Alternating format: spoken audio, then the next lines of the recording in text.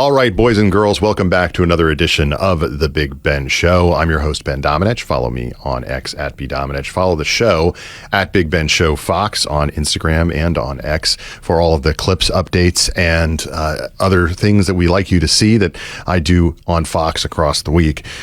Today, I want to talk to you about one of the things that I had an opportunity to chat about this week with my friend John Roberts, and that's this brigade of leftists, particularly organized by the Democratic Socialists, that went down to visit Cuba.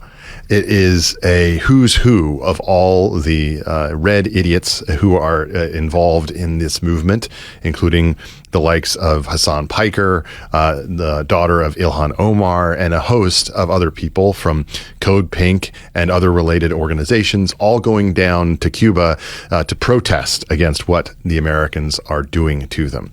This despite, of course, the normalization that President Obama did back in the day, which was supposed to make everything all better. They're doing this in the context, of course, of increasing threats and concerns on the parts of Cuba that there is going to be an effort made by the American government, led by Donald Trump and by Marco Rubio, to actually change our relationship with Cuba, leaning into the so-called Donroe Doctrine that is designed to establish America's interests in the Western Hemisphere. It is against this that all of these different leftists went down there to propose their alternate agenda, which is just doubling down on communism. And of course, they had to do it in style. There's like rolling blackouts that take place throughout the day, every day, all around the country, right? 11 million people. But today is a beautiful day out here. It's like 75 degrees, sunny. People are partying. People are partying in the streets. I don't know if it's like an island mindset. I don't know if that has something to do with it. I'm sure that has something to do with it, but like, they're just chilling. Like,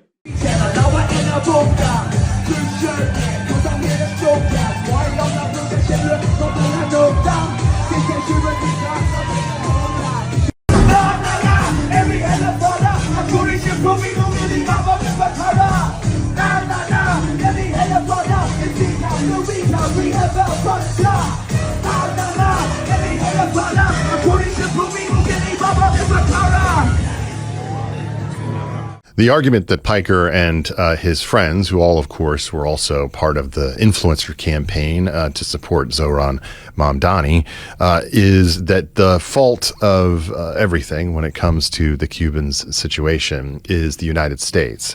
That it's the fact that we have this type of trade embargo that we've had, even though Cuba trades with other places all around the world, that it's that embargo with the United States that is to blame for the rolling blackouts, for all the challenges that they face. Otherwise, life would just be one grand big rolling party. And that's the kind of thing that you believe if you're a communist or an idiot. But I repeat myself, that it's the height of hubris for someone like Piker to complain, as he did, about the 5-star hotels that they were staying at in Cuba not being as good as the 5-star hotels in America, all while wearing $1,500 Cartier glasses, a $3,000 Cartier ring, and a $700 Gayabera. That's the kind of champagne socialist that really leans into the champagne part of it. So we're returning from Cuba to the United States with heavy hearts because we've seen such conditions that people are living in where they have to figure out what they're going to feed their kids that day, how they're going to get to work. The lights are always going off. Not a drop of gas and fuel has come into this country for now 3.5 months. It's unbelievable, the siege. It's like they're taking them by the neck and pushing it tighter and tighter and tighter and tighter. And people are exhausted. And so we're leaving thinking that what our government is doing is just so cruel. And we want to go back and get people more active to oppose this policy that's being run by a small group in southern Florida that pretends they care about the Cuban people, actually don't give a about the Cuban people. So it was a very, very profound trip. And I think people are going back with a lot to say and do about U.S. policy. If you actually give a shit about the Cuban people, then you think that they should be free and shouldn't be required to live under a communist regime that so many of them have escaped or tried to escape over the past several decades. And that small group of people that she's talking about is actually a giant group of Cubans who made it to America, some of whom, by the way, are in the U.S. Senate or occupying the position of Secretary of State, who have connections with the island that obviously inform their opinions, much more than one Medea Benjamin.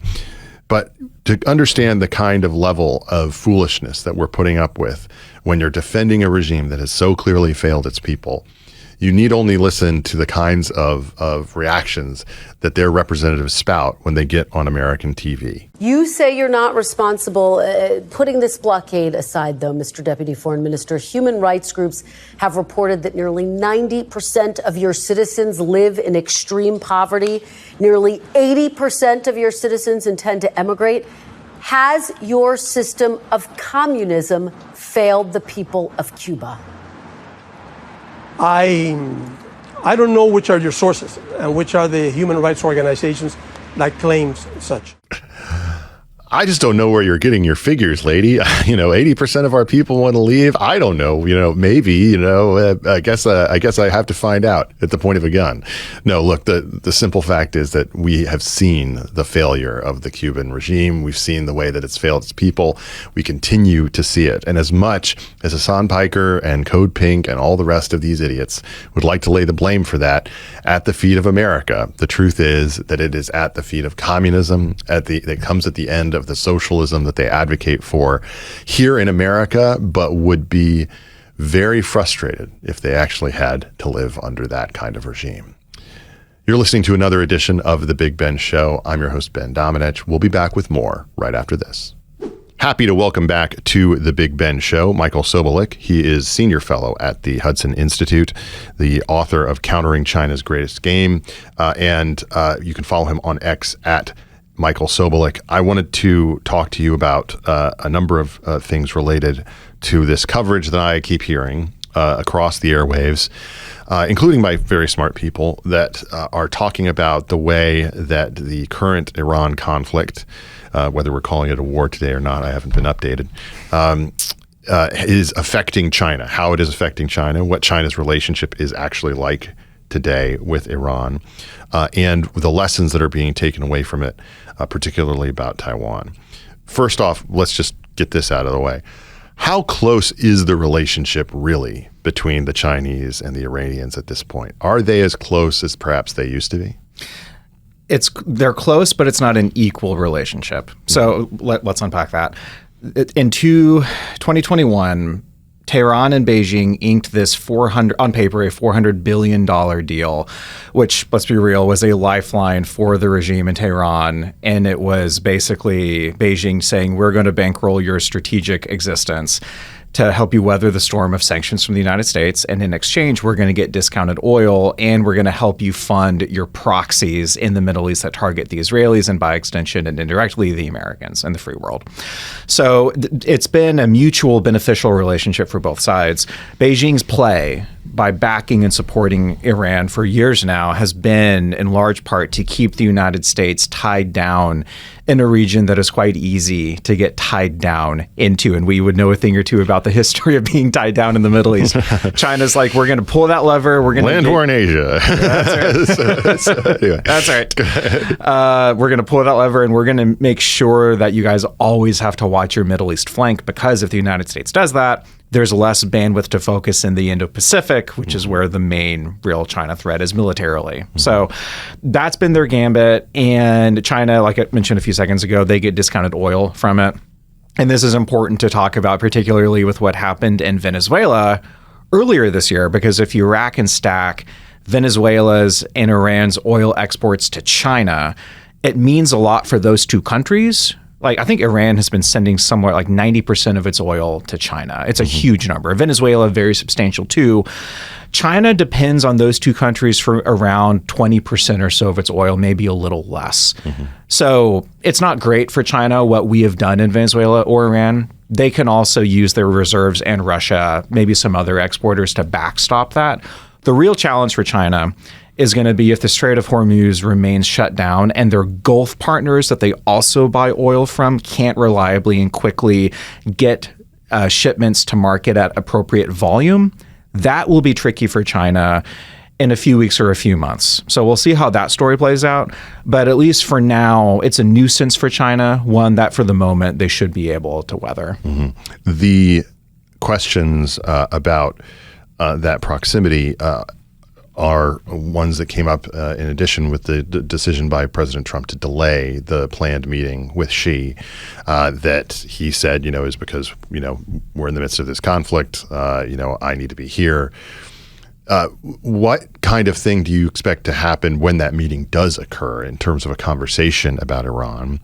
And is there any possibility, and this is something that I am particularly concerned about, that if at the stage that this conversation happens with Xi, the situation does not look like one that is going well in terms of what the Israelis and the United States are attempting to do, that markets are still nervous, that things have not improved.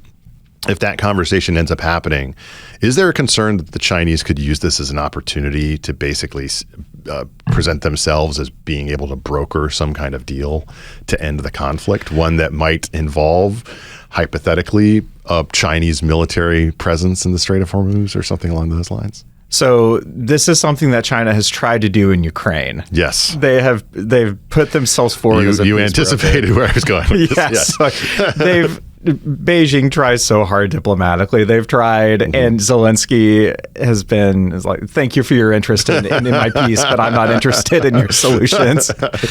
So, I mean, if Xi Jinping pitches that, I do not expect Donald Trump to reply with much interest. I expect that he will not. I also expect, though, that there will be some people publicly who express the feeling that he should.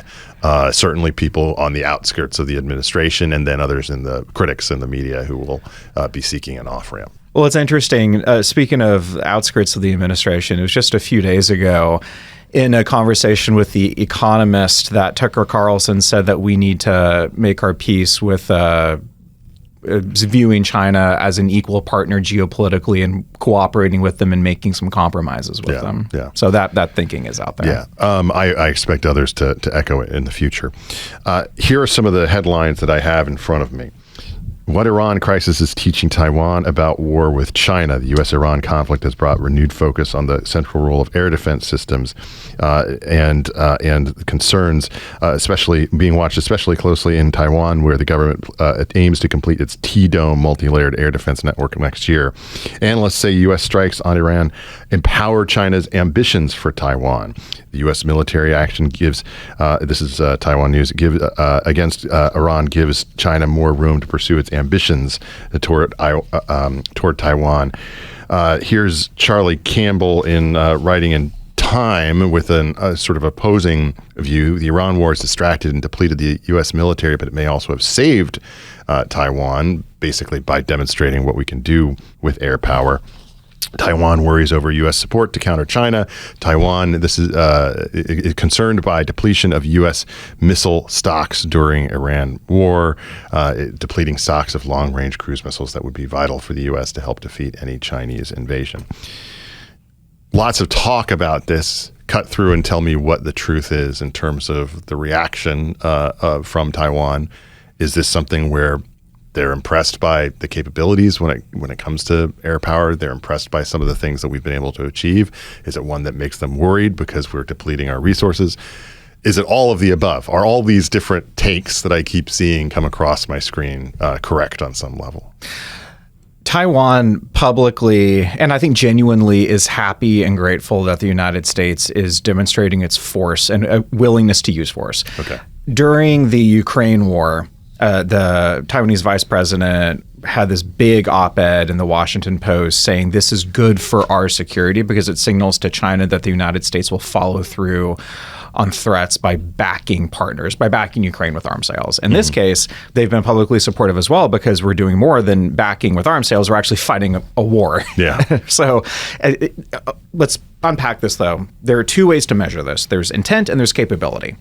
On the intent side, this does send a deterrent message to China because it signals that when we make a threat and an adversary doesn't respect it, we're going to follow through on executing that threat. Yeah. That's good for deterrence. On the capability side, it is hard not to notice that Indo-PACOM is being depleted, and those resources, those missiles, those ships, and those interceptors are being sent to CENTCOM for this war against Iran. Yeah. Not only are the Taiwanese clocking that, the Chinese are clocking that, because I know for a fact in their conversations with the Trump administration, with officials there, they are asking them, how are your stockpiles in the Indo-Pacific doing right now with this war you're fighting? Everyone sees this.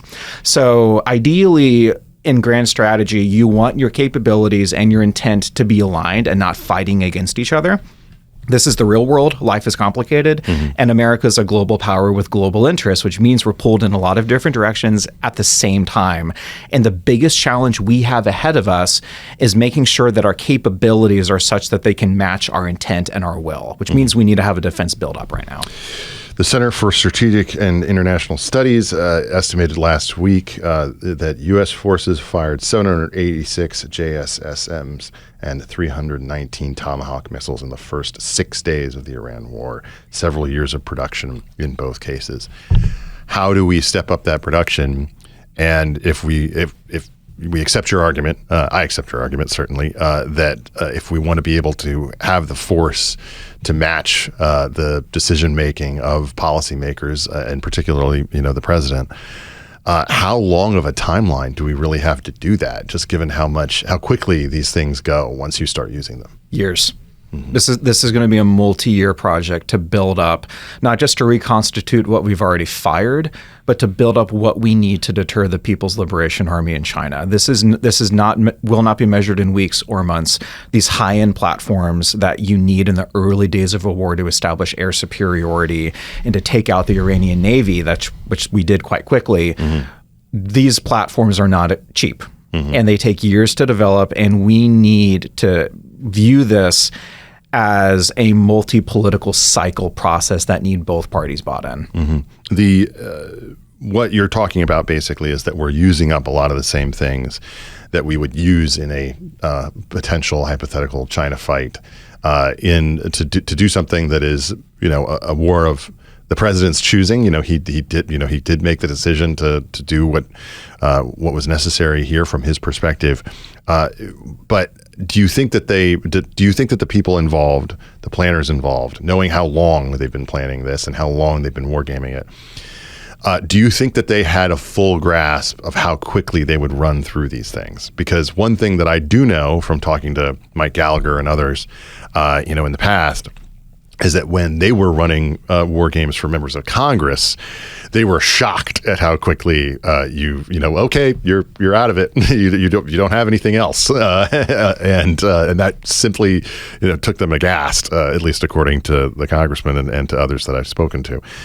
Do you think that it was internal recognition, once you pull the trigger on this, we're going to run through stuff, the stock, a lot quicker than the general public understands? Yes. I think this was one of the big warnings that the Joint Chiefs were sending to the president while deliberations were underway about munitions, high-end in particular. One thing that gives me some comfort is that in the early days, yes, they were using a lot of Tomahawks, a lot of high-end stuff.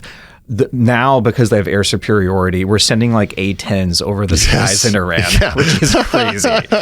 So I do. By the way, I think it's so funny because people, the layperson tunes in and they hear that and they're like, "Oh, that sounds awesome," and I hear it and you hear it and it's like, "Oh my gosh," that is one slow moving target, man. Precisely. Like A-10s are loud and slow, so if you can send them over enemy territory, you have accomplished something impressive. Yeah. So with that understanding and with that fact that they were sending that message, how feasible is this? Because the truth is, there's going to be, we're 2.5 years away from another president who's going to be making decisions in a world that has been dramatically changed by Donald Trump.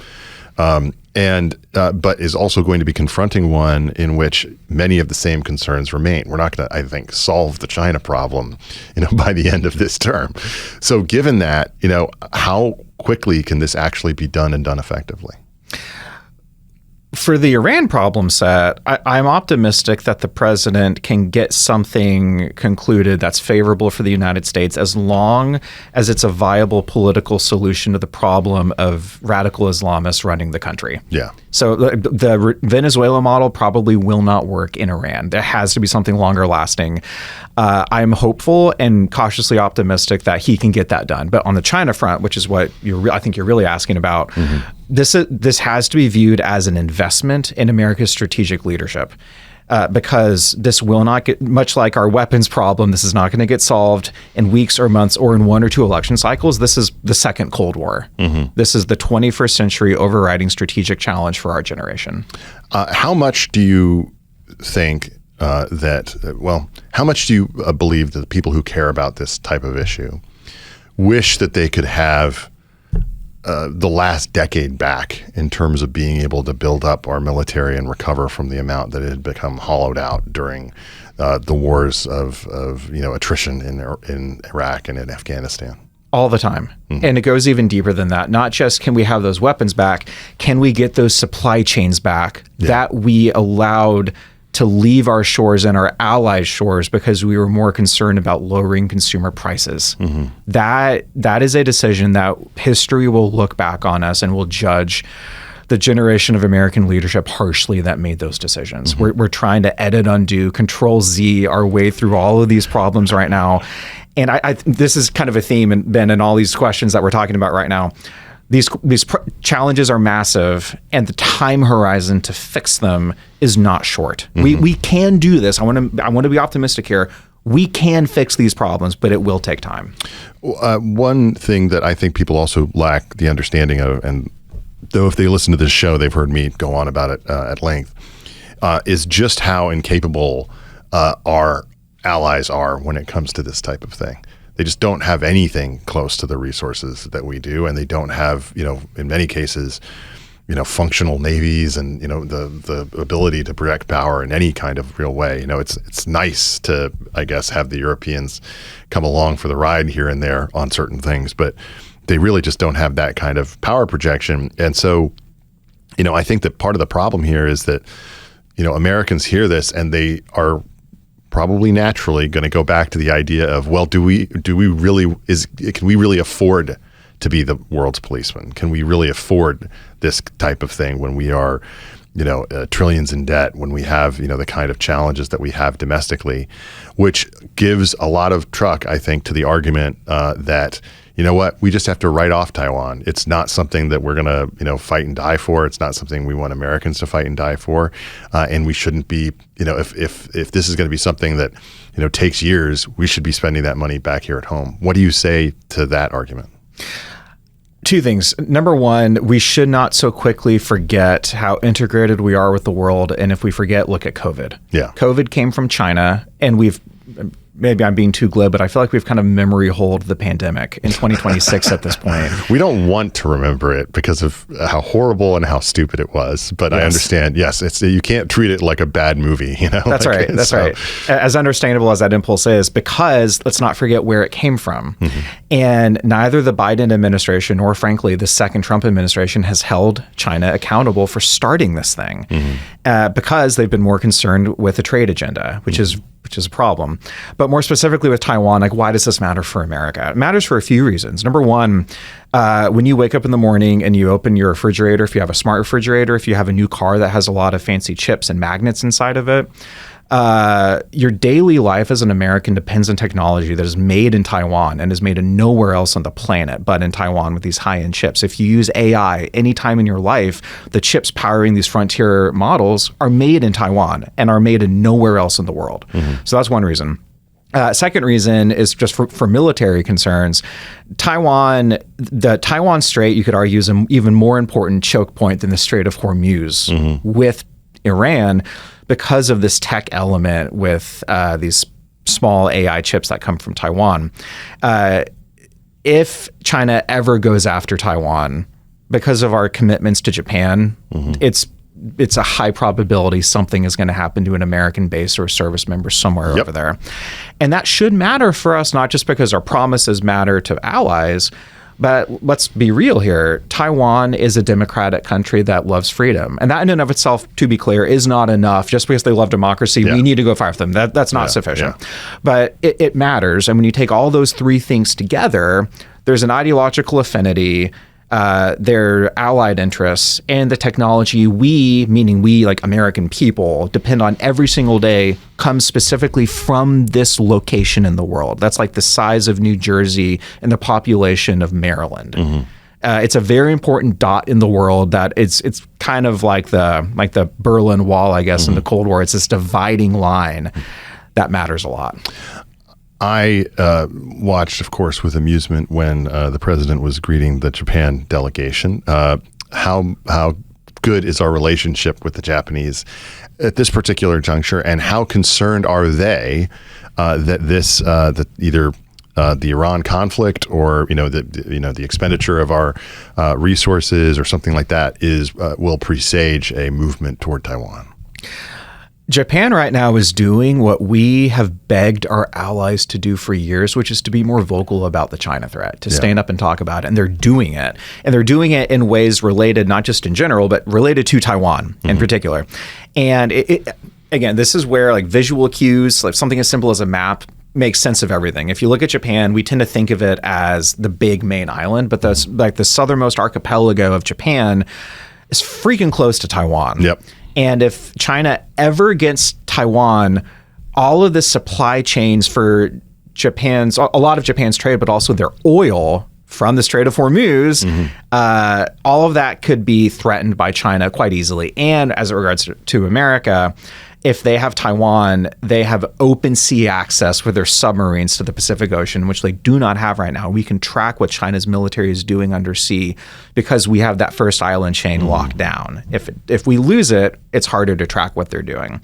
Japan knows all of this, so that's why they're speaking up more than they ever have been recently. The attitudes, I think, of Americans when it comes to these conflicts is, I've said, is entirely dependent on success. The Venezuela raid, the exfiltration of Maduro, and everything else that came afterwards, you saw the opinion of the American people go up. Meaning, they went from skeptics to being, oh, that worked. Yes, of course I support it. Kind of thing.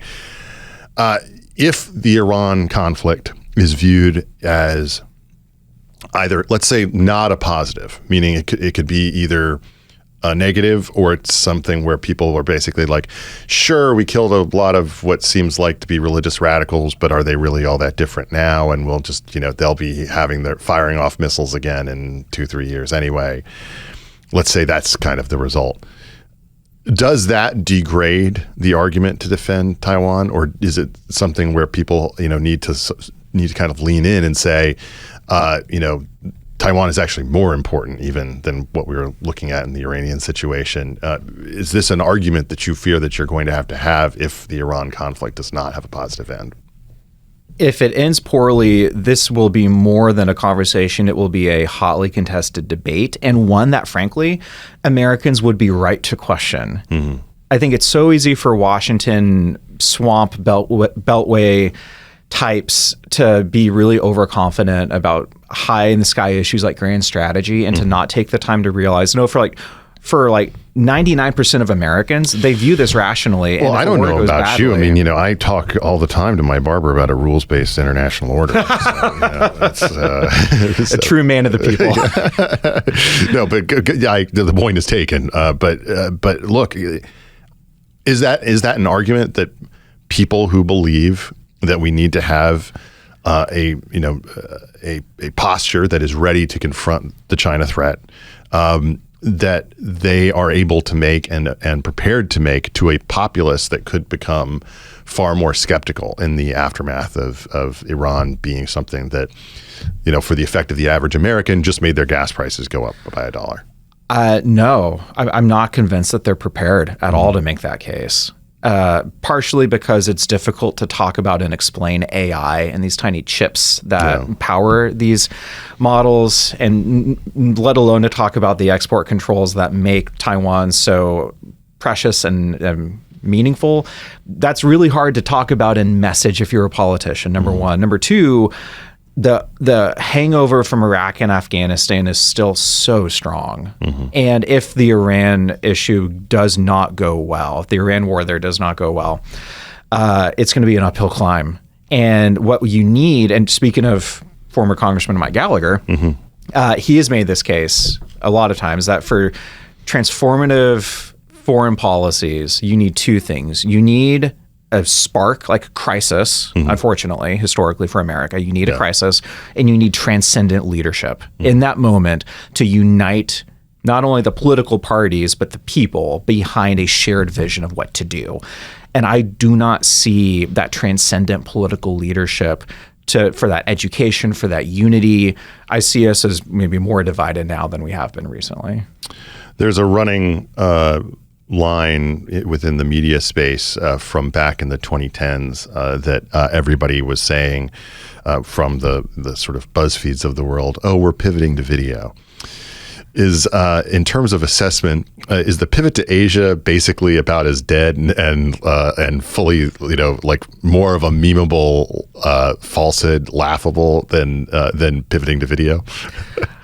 Oh my gosh. The pivot to Asia is, yes, it's memeable. It's memeable because it's always around the corner. It's always next week. Next week we're doing it. It's always coming. So, I mean, listen, the one scenario where I would say actually it could be a thing. The one scenario would be if the president, in the matter of months, I don't think he can do this in weeks, but in months, if he can resolve this Iran crisis effectively, actually conclude it in a way that locks down stability in that region for years to come, then there's an opportunity to actually and really pivot. But then you have this deeper question come in, which is, what is the president's actual China policy? Yeah. If his China policy is to secure a trade deal, then no, we're actually not going to pivot to Asia, because that would be primarily a commercial way to view the Chinese Communist Party, whereas I believe they're an ideological geopolitical threat.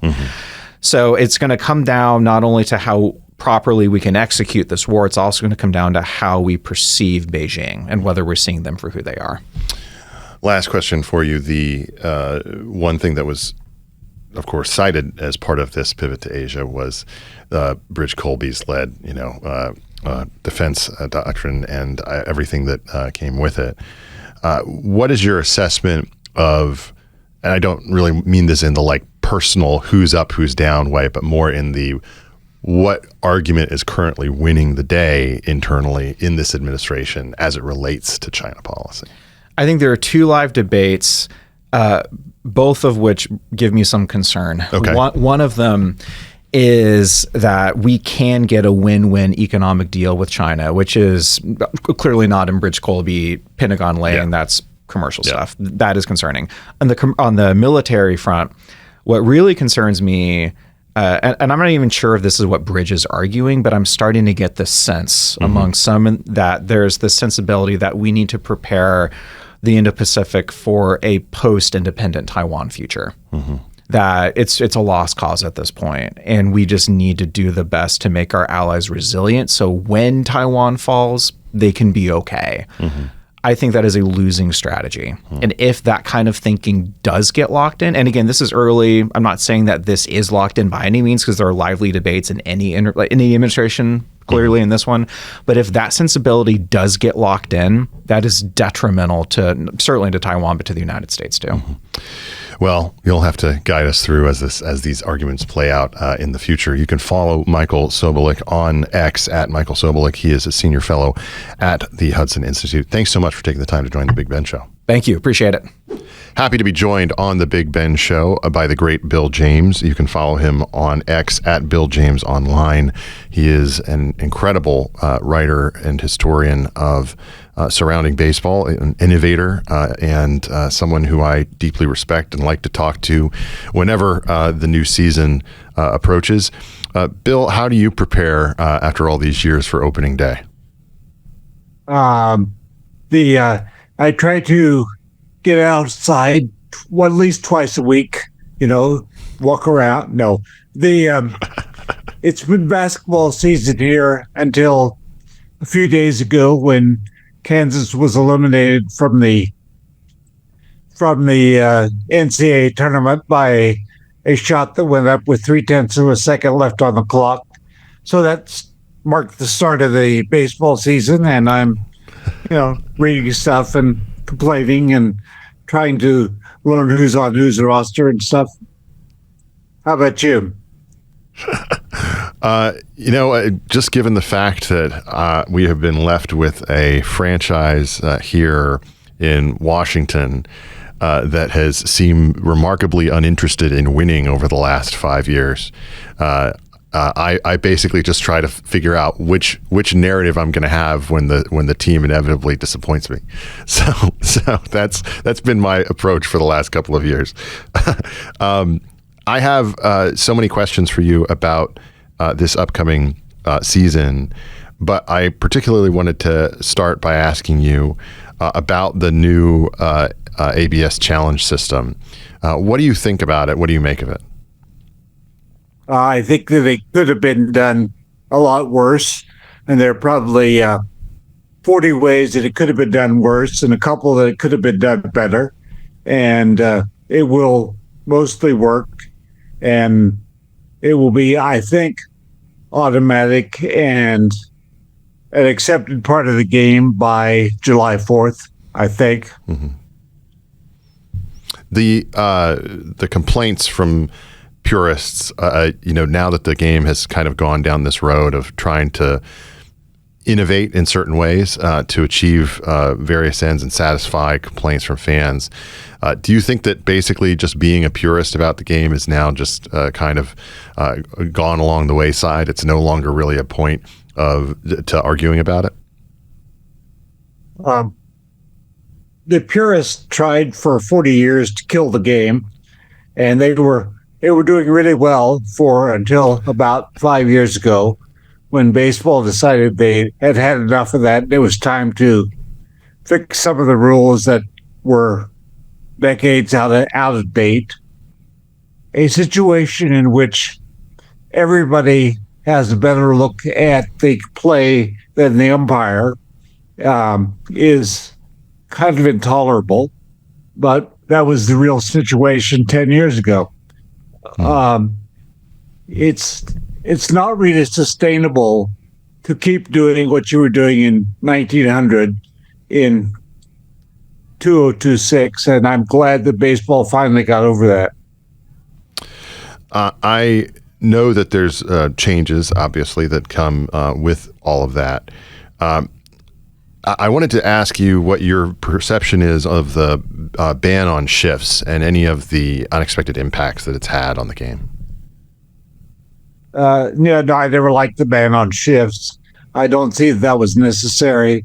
It was like a what do you call it? A tip of the cap to the purists. It was like, a lot of the new rules are actually designed to force you to play the game it's supposed to be played, the way it's supposed to be played, rather than trying stuff.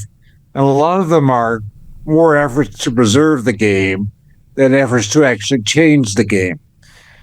That one is, again, an effort to keep the game from changing. And I think a certain amount of fresh water in the game is a good idea, and I'm all for it. And I did not see that it was necessary to ban the shift. It has made a difference in that we had reached a point where anything hit up the middle was an out. And the ban on the shift has changed that to that's only an out 96% of the time, or 97 or 98, whereas it was 100. But that's not a very large or notable change. If a fan this season wanted to focus on one or two statistics about a player, what two are the most important from your perspective to follow, to assess how that player is improving or not during the season? A young player or early in the season, I look a lot at the strikeout and walk rate to figure out if that's tracking with his career norms. If an older player is striking out more, all of a sudden that's kind of a red flag to me. And quite a few of the best players in the game are in their 30s now.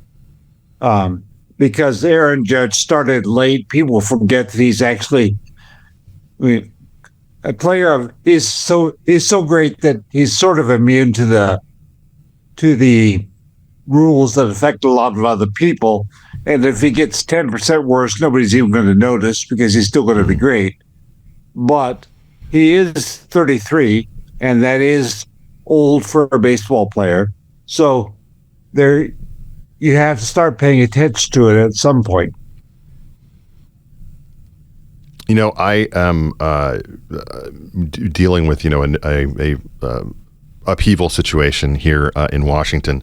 I wonder if you have any thoughts on our new skipper, Blake Patera. No, I'm looking forward to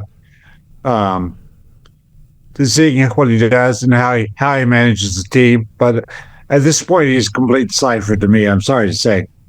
That's all right. Yeah, that's okay. I wasn't expecting you to say he's going to completely change things. He's going to turn things around. You can have confidence. I should have said that then, just so we'd have something to talk about. The reason that lefty hitters have trouble against lefty pitchers, is it because they got fewer opportunities against them in the era of specialization? No, not at all. In fact, you can't say that doesn't have anything to do with it, because it probably does have something to do with it, but it's just in the game. It's always been in the game. Yeah, you can go back to 100 years ago when look at a player who was never platooned in his life, like Lou Gehrig or Babe Ruth, and they still hit better the wrong way.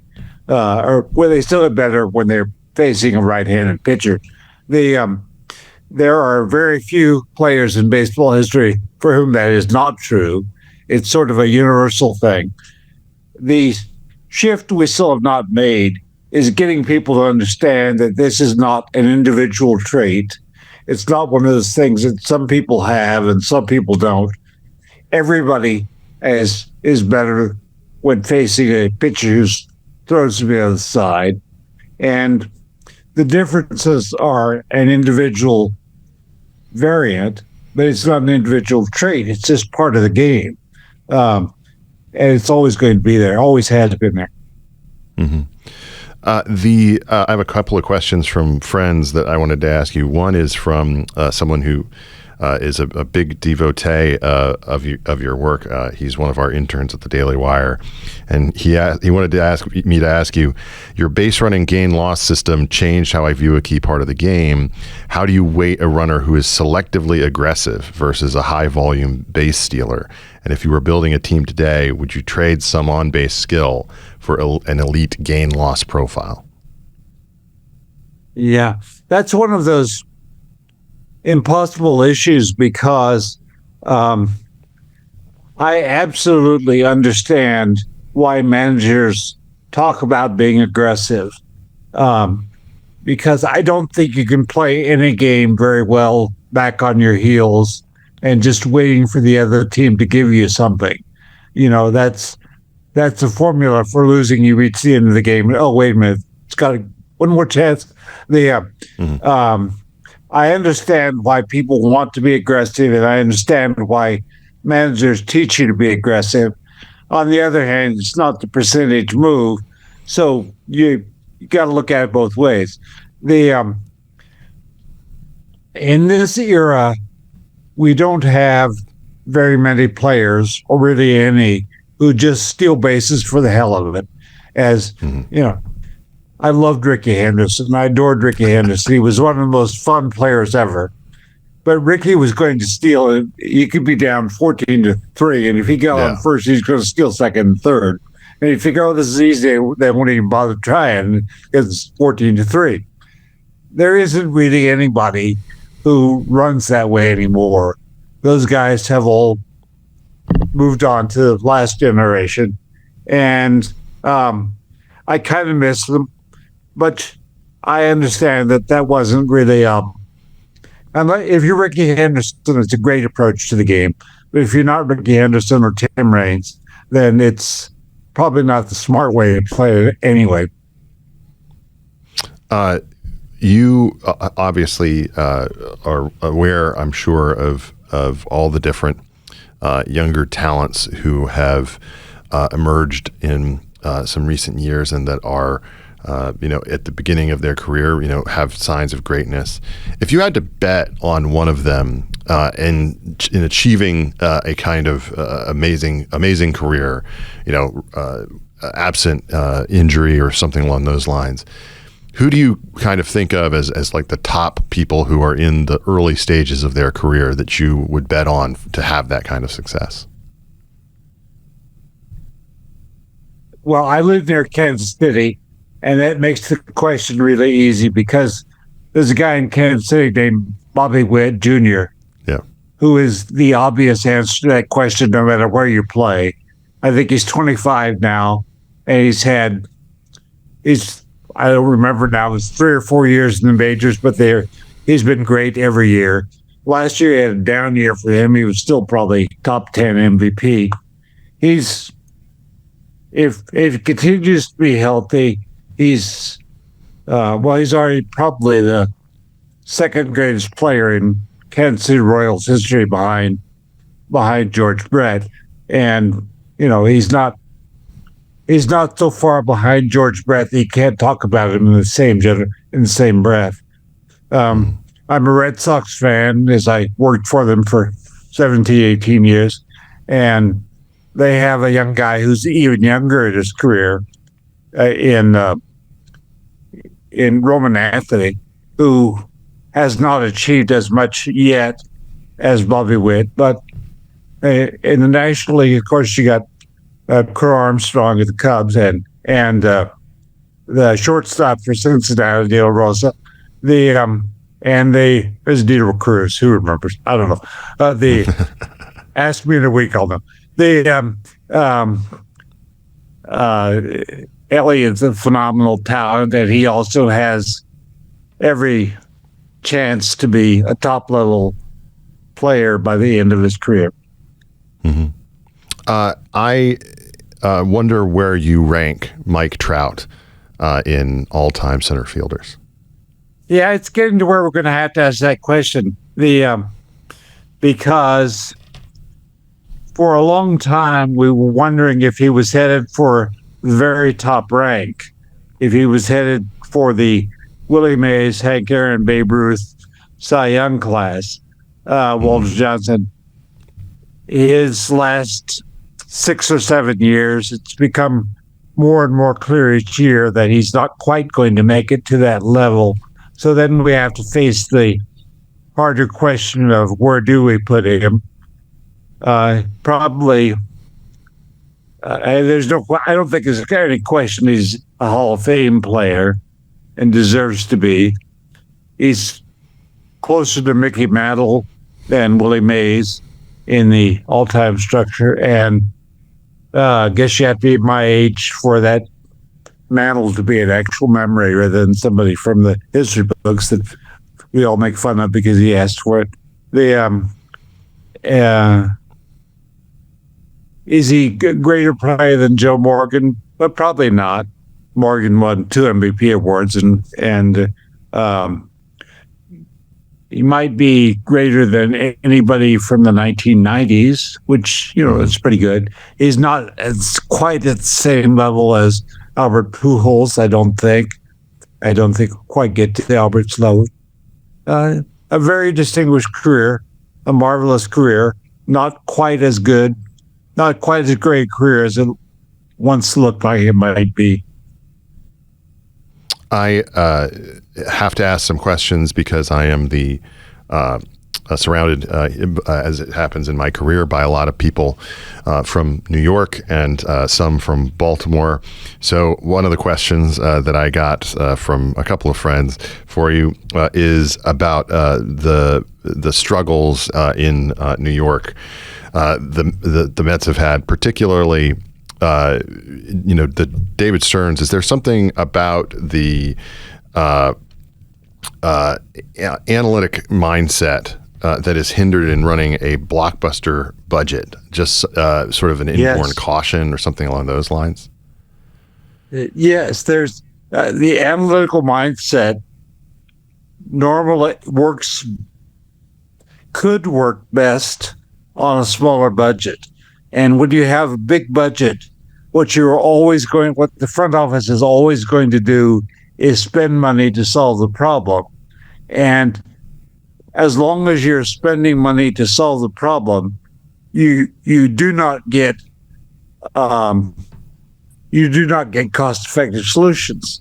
It's the same principle as government, right? The government does the same thing, that they look for the most expensive way to solve the problem and try that first. That has been the Mets' problem. That was a challenge for the Red Sox while I was there. The Red Sox were very much an analytical organization, but the analytical mindset is harder to make work in when you have money than when you don't. That said, there are a lot of cash-strapped organizations in baseball now that have moved past the analytical mindset. It's like that was 20 years ago, and let's go on to something else. And so they don't have A or B, and they're going to struggle. Mm-hmm. The plight of the Orioles, they have had some success, but they're coming off of 2 playoff sweeps and just kind of an underwhelming performance. Do you think that they have any hope this year? Yes. I mean, I certainly expect a bounce back year from the Orioles. The Orioles are a really smart organization. They do a lot of things well. They produced an inexplicable amount of talent in about 5 years. And last year, quite a number of those players had down years. And I don't think that will happen again. I think they'll be formidable competitors for the Yankees and Red Sox at the time, possibly the Blue Jays in their division. I expect them to win 94 or more games. That'll be great news to my friend Ellie. The challenge that comes from changing media in baseball. You probably, I'm sure, have heard of the shuttering, essentially, of the Washington Post sports section. They've retained a couple of people, but the truth was that section, from my perspective as a local fan of the franchise and of other DC sports and area sports, is that for a long time it had catered to much discussions about race, discussions about fairness, the transgender issue, culture war controversies, et cetera, as opposed to covering the teams. And I feel like they waged a war against Dan Snyder over the Redskins name and over his ownership for years. That really was their animating force. At the same time, we saw this our local team, win a World Series and then basically take itself apart twice. And now they seem to be in a much worse scenario. I wonder if part of the consequence of not having a thriving sports media, a thriving local sports media at least, is that franchises can get away with this kind of thing a lot more often, especially within baseball. Do you think that's accurate? It's a new observation to me, so I don't know that I want to pass judgment on the idea off the top of my head. The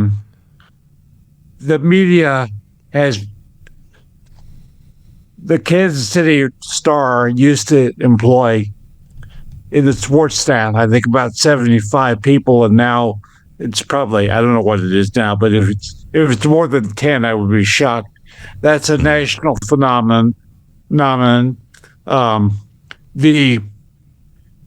battle of sports to get through the woke shield is a national phenomenon, and Washington may be a place where that shield is particularly thick and particularly hard to break through because of the nature of the city, or perhaps it's just a renewal cycle. Perhaps that had to fail so that what can work would have room to operate. I don't know. The one more media question, just the dominance that the New York Times has shown in scarfing up a lot of these reporters that now all write for The Athletic, which is part of their massive reportorial staff. Right. I'm not dissing The Athletic. They obviously are there are many of their writers, I think, who are very good at what they do. But it does seem like something is really lost when you don't have that type of local connection with reporters who are covering these teams, not just because they're paid to do so, but in many cases because they grew up watching the team or they grew up caring about the team and they have long memories of the mistakes of the past. When it comes to that idea of renewal that you just said, do you think that that's something that could potentially be restored in the future? I think it could and will. To take a shot at the New York Times, what they're trying to do now is innovative and new, and there's every indication that it will be effective. I would note that historically, the New York Times sports coverage is, what's the technical term? Not worth a crack. That is technically the greatest sports writers in the country have always been guys from the Dallas newspaper and the Chicago and Washington and LA and San Francisco people. And the New York Times has always been the prestigious place to be, and staffed by old guys who hated everything about baseball and everything about football and just, what the Times is trying to do now has every indication that it will make their sports coverage better than it has ever been. And I truly believe that it will for them. But the local issue is a serious one. And I would expect the continued growth and continued development of local media that doesn't work for the local TV station, that doesn't work for the local newspaper, but it's not hard to find, and people are familiar with it and comfortable with it. I certainly hope so. I'll go out on this.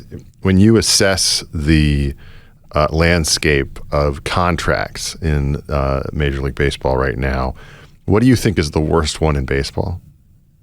Worst contract? Yes. Wow. Such a wealth of opportunities here. I'm not sure. Do you have a candidate?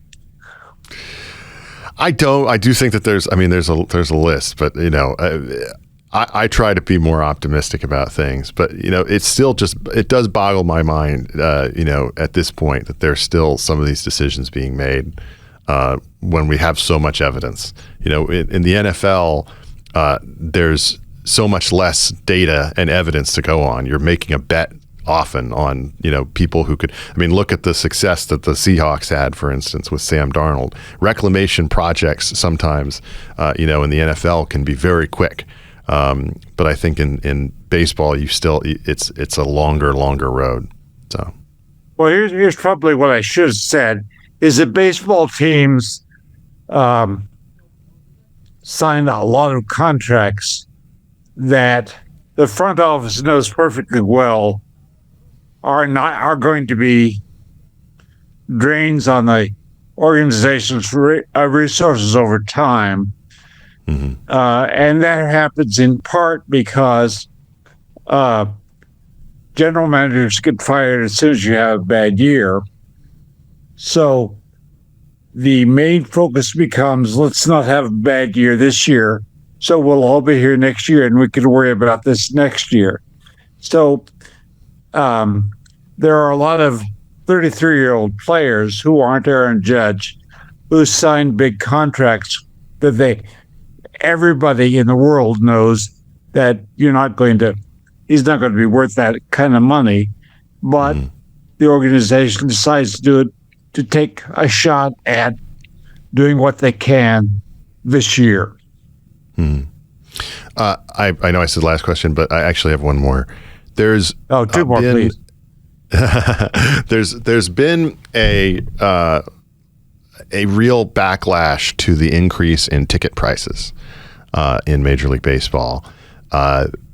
Donald Trump actually complained about it. I remember in an interview on the Let's Go podcast that aired right before he won his second term about how few people could go to Dodgers games because of the increase in pricing. For a family of four, you're looking at just more than $400 to do that kind of thing. And I wonder how important it is for Major League Baseball to try to address that problem, just given how much I think baseball thrives as a sport when you've got stands that are full and people who are regularly going to games, and not just on the weekends, but during the week if they can. It's something I certainly try to do during the season, even if my team is struggling, and I just think it's a good thing to do. But when it comes to Major League Baseball, I'm not sure that they care as much. Right. It's very hard to get local organizations to impose a long-term view on when they have short-term problems, right?